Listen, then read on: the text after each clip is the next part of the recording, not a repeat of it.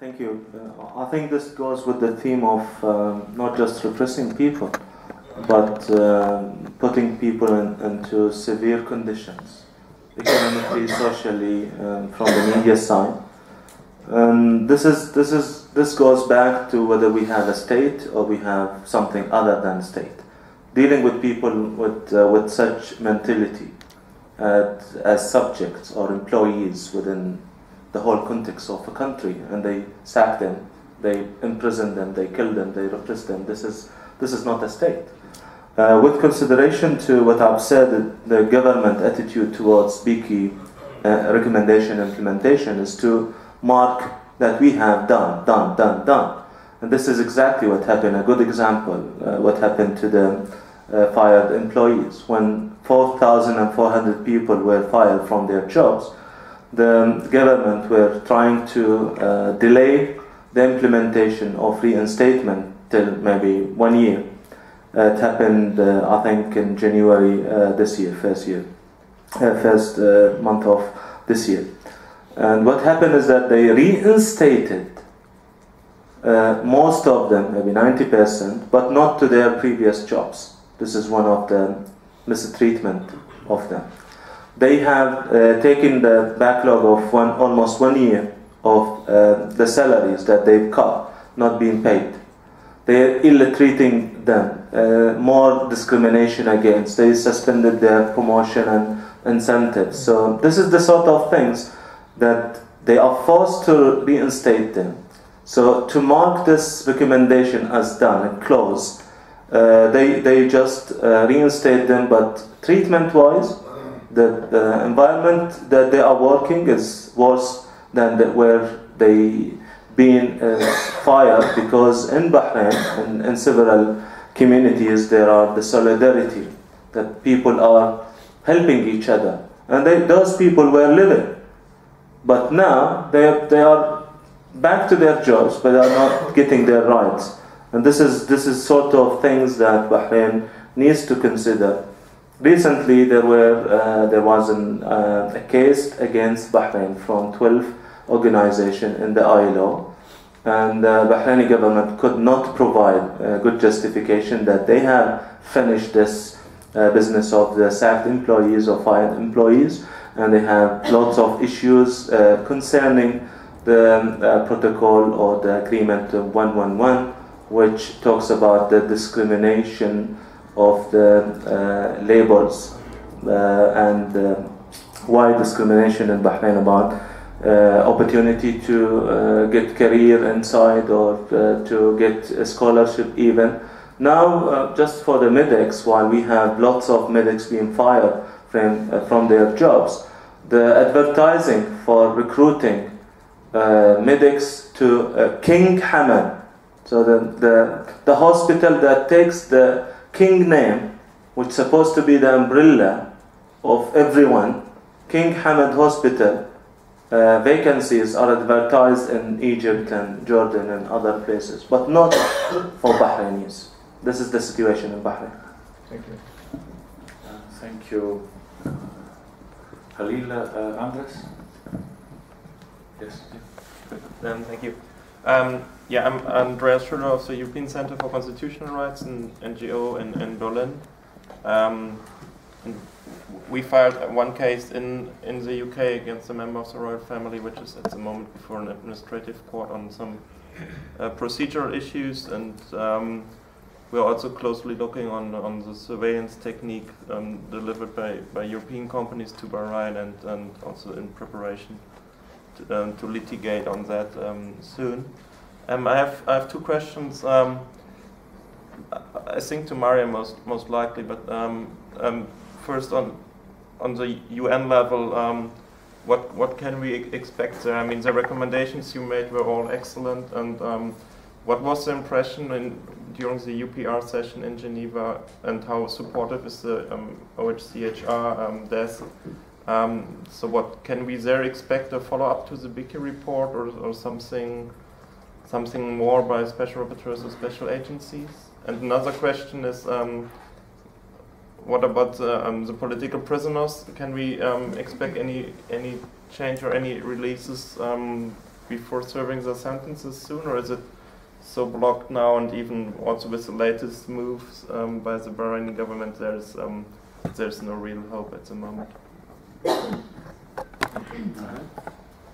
Anybody want to? To very quickly speak about the UN, the UPR process I think went pretty well, especially the amount of recommendations given and the kind of recommendations given were actually in some ways better than we hoped because we were expecting much worse. But the problem within the UPR itself is that it has no teeth. It doesn't actually force the government to implement them. And if they choose not to implement them, there is actually no accountability for them for not implementing them. Now, of course, it gives us ground to work from, because we can say, in the next session, we can actually say, well, the Bahraini government accepted all these recommendations and they're failing to comply. But there isn't, unfortunately, yet a process within the UPR system itself or the UN system itself that allows us to hold the government accountable for not implementing the recommendations. And I think that's the whole part of the problem. But it's something that we'll definitely use because it's a tool. Are we going to see a change within the UN Human Rights Council? It's difficult because the UN Human Rights Council, unfortunately, is very politicized. And as long as certain countries are able to influence the decisions made within the Human Rights Council, it's going to be very difficult to get that. Like I mentioned earlier, we had 27 different countries signing on to a joint statement under Item 4 about the ongoing human rights violations in Bahrain.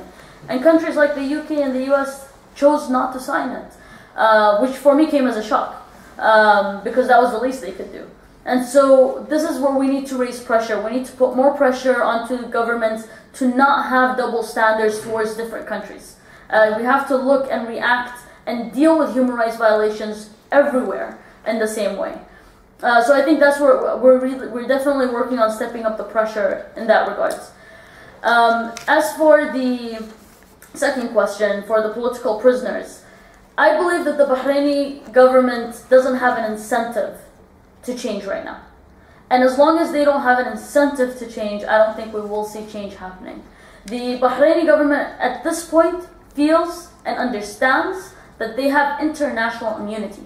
And that's why statements, which last year could have caused people to be released, this year have absolutely no influence. And the reason for that is that the Bahraini government has come to a realization that these statements will never be translated into actions or consequences. It's just statements. I have Dr. Shahabi. The question here is, where will the change come from? Will the Americans and British force them? So far, they are not. But they may, only if the street becomes active. And my question here, why the street, especially the political societies in Bahrain, are not conducting these peaceful demonstrations? That is their right. In the past two months, 3 major steps have been taken by the regime. First, it has been emboldened enough to arrest all senior human rights activists, all of them, starting with Hadi Khawaja, Abdul Singhes, then Zainab Khawaja, then Nabil Rajab, then Zainab Khawaja, and then Yusuf. Inshallah, we will go back to jail again after this is the first step. The second one they took is to stop protest. An official declaration that no more protest. Then, just before that, they said no more Twitter. You must not tweet against us. And she mentioned several of the names who were charged for tweeting anti-regime slogans. So 3 major things, and then they came to revoke our nationalities. By the way, I'm one of the people whose nationality has been revoked. In fact, I didn't have nationality for the past 90 years. It was 1981. I only had it for a few months in 2001. Now the question is, how much can we rely on the international community to act if we do not act? I think that unless the street becomes active, neither US nor UK will act.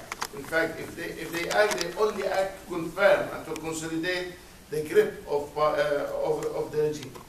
Now, we know that all of you have mentioned the culture of impunity. It will remain.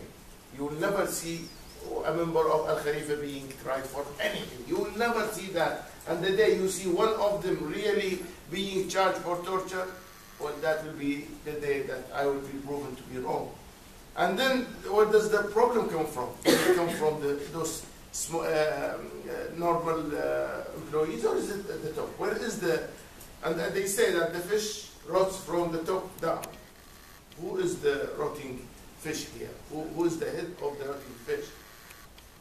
And if we do not pinpoint the claim and say you are at the core problem, you are.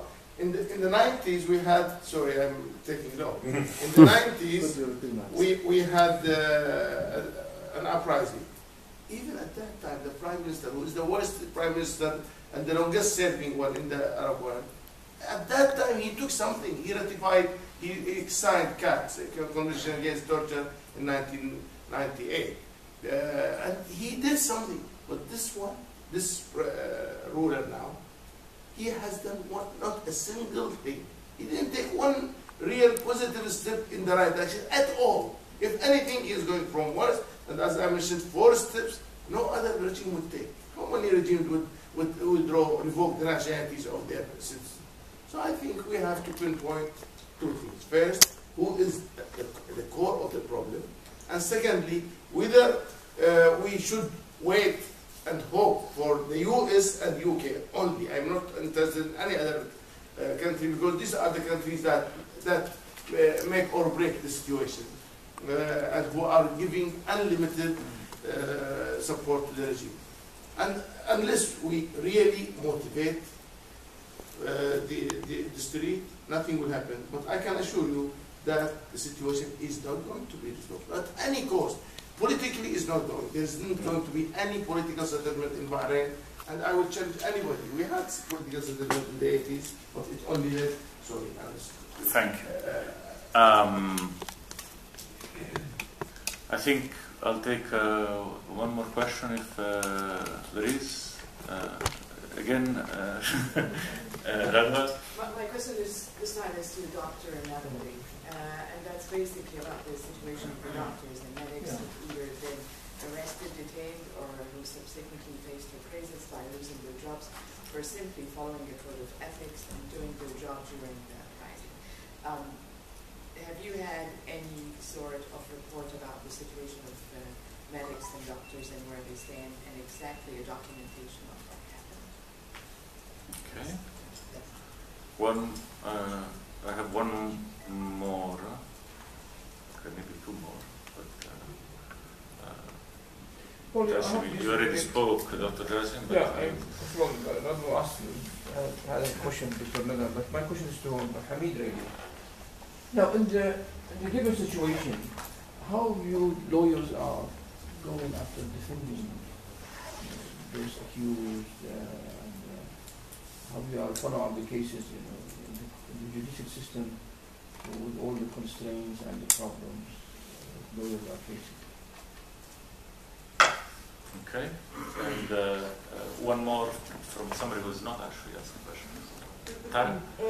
I'm curious to know from the people who have attended here, knowing that you were really exposed by going to Geneva and the steps that were taken to punish you for attending, are you concerned for yourselves, having been here, that there will be some revenge taken against you, once again exposing the regime in Europe and also with the International Forum? And secondly, of the 31 people who are on the current list of people, which of course implies that there may be more lists of people who have their citizenship revoked, 10 of those people live in the United Kingdom, and I'm just wondering if anybody has any impression of what that reflects on the United Kingdom, and how what sort of part they would be able to play with regards to negotiating around some form of external judiciary response to that, if there's any way that they would have any comeback from an international perspective.